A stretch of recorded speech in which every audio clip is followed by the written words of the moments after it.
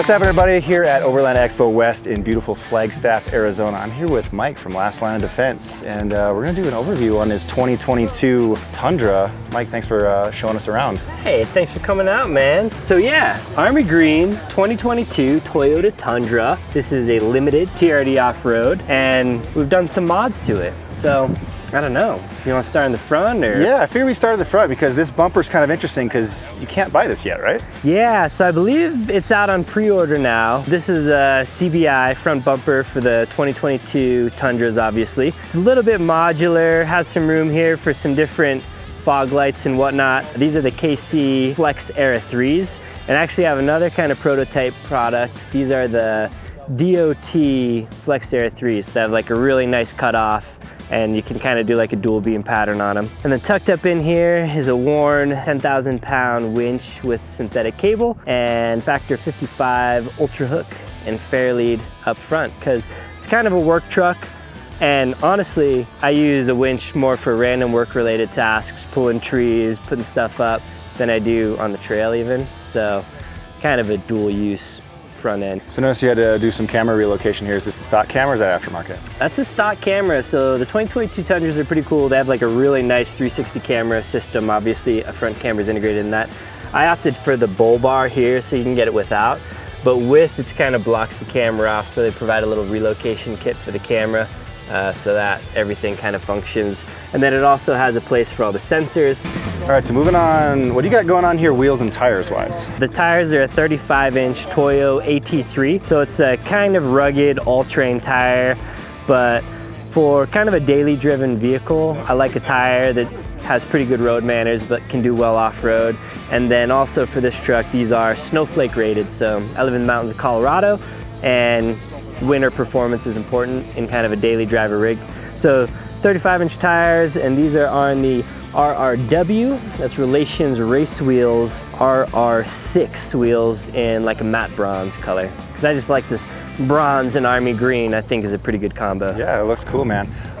As far as suspension, lift, what's going on behind the wheels? Yeah, so there's a suspension lift. It's kind of like in the rear, it's like a spacer lift. In the front, there's a preload collar and some, we don't really need to get into it. It's kind of a nicer spacer lift, and that yields about 3 inches of lift in the front and about 2 inches in the rear. So it's a slight level. I have a little bit of rake still, even with the weight in the bed, so that's what I was looking for. And you know, it maintains all the factory componentry, so rides similar to factory. I may do like a full suspension upgrade at some point, but being a new truck, there's not a ton of options out there right now. So windshield's covered. What are you charging with all these solar panels? So this is a 300-watt solar blanket from Renogy, and that is wires running over to this. This is an Ecoflow Delta Pro. So this is a massive 100-pound lithium unit that has huge inverter, 30 amp. It's overkill for what we're using it for. We're mostly just running this Dometic CFX3 75-liter fridge so we can hang out drinks, put whatever in here. All right, let's move on to the back here. Obviously kind of the main thing I'm seeing here is this tent. What's going on here? The tent is an iKamper X-Cover 2.0. It's a brand new tent, massive inside. It's basically a king-size bed, opens, deploys really easily. And it's a bigger tent because I have a 6.5 foot bed on this truck. So I went for the double cab Tundra, which is the shorter back seat, because 95% of the time I'm just driving this truck by myself, and I'd rather have a bigger bed for this truck than a bigger back seat that's not even being used. Yeah. So a 6.5 foot bed allows me to put a nice big tent back here. Now this truck I'm gonna be using for like work related stuff as well as some trips. So I'll be taking the tent on and off of here. But yeah, iKamper tent on top of these Yakima racks, and the Yakima racks are mounted to a track system that was kind of co-developed with Diamondback covers to work on this hard tonneau cover. So this is Diamondback covers HD tonneau cover. You could park an ATV on top of it, like rated for like 2,000 pounds of weight on top basically. And so I've kind of used it in the combination of settings right now to be a super robust platform to mount a tent on, and then have a whole like weather sealed bed area that I can just throw all my gear and bins and everything like that. And then with the tent off, basically I have like a toolbox in here, so I can just access it from here, grab my tools out for whatever daily use, or stick whatever I want in there. So it's a setup I've kind of grown to really love through the years.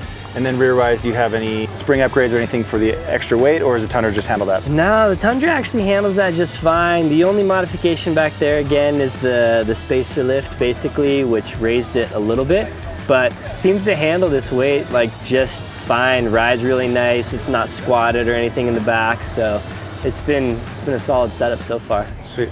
Anything else going on in the rear of the truck? Pretty much a factory truck back here. We actually cleared some of the stuff out because Diamondback is transporting a bunch of stuff in this truck, so it's an empty bed right now. But normally, like I said, I kind of have that cross section of the toolbox that I can access. But right now, this is just factory bed liner, a couple tools and things back here, so really not much going on in the back. Cool. I mean, it looks like you're well on your way to an awesome rig here. Yeah, it's taking shape. Again, I don't think I'm gonna do anything too crazy. I'm not planning to put this thing on 40s or have like all the lights ever imaginable or anything like that. I'll probably do a couple other things like some steps / sliders and probably a rear bumper. But other than that, I'm gonna kind of keep it relatively simple, relatively, you know, so it can still be a pretty good kind of work truck, daily driver truck, but I can also take it up into the mountains on the weekends if I want to. For sure, sweet. Mike, thanks so much for running us through your truck. This is turned out to be a pretty cool little build here. Thanks, man. Where can the people find you, YouTube, socials, all that fun stuff? Yeah, so probably my main thing is YouTube. You can just search Last Line of Defense, and I have a channel that does a lot of truck stuff, a lot of kind of camping, adventure, overland type stuff, but also all the way on the other end of the spectrum of kind of preparedness and EDC gear and everything. So I just kind of try to be like the everyday man prepper who likes to adventure. And that's kind of what I got going on there. Same thing on Instagram, just at Last Line of Defense, one word, or my website, llod.us. Sweet, yeah guys, I would definitely check out his channels. He has a really cool Tacoma build as well, so go check those out. So thanks for watching. If you like this video, make sure you give it a thumbs up. If you loved it, consider subscribing. We'll catch you on the next one.